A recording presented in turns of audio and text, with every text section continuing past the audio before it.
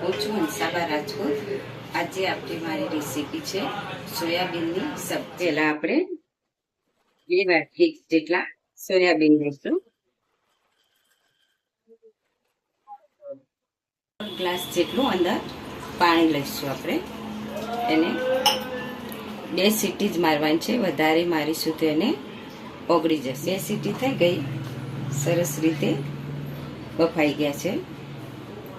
બધું પાણી એકદમ હાથની હથેળી વડે નીચોવી દેવાનું છે, એકદમ કોરા કરી દેવાના। મોટી સાઈઝની ડુંગળી કાપવાની, અને કેપ્સિકમ 2 લેવાના અને ગાજર। હવે એક બાઉલમાં ડુંગળી, ગાજર અને કેપ્સિકમ સાતરવા માટે મેં અડધી વાટકી જેટલું તેલ ગરમ કર્યું। એકદમ સરસ રીતે સતરાઈ ગયું છે। હવે આપણે આને એક બાઉલમાં બહાર કાઢી દઈશું।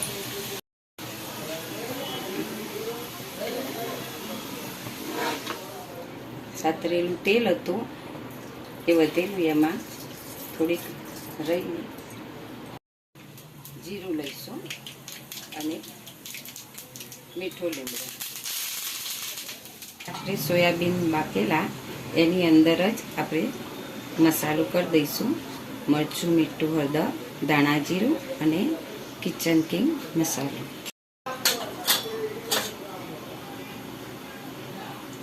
એક ચમચી જેટલું મરચ, અડધી ચમચી હળદર,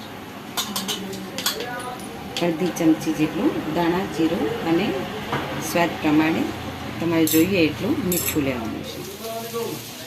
બસ આપણે આવે હવે આપણી સબ્જી તૈયાર થઈ ગઈ।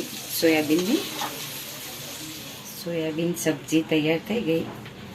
હવે જો આની સાથે રોટલી કે ભાખરી જોડે તમે ખાઈ શકો છો। જો આ મારી રેસીપી ગમી હોય તો લાઈક અને શેર કરજો। જય માતાજી।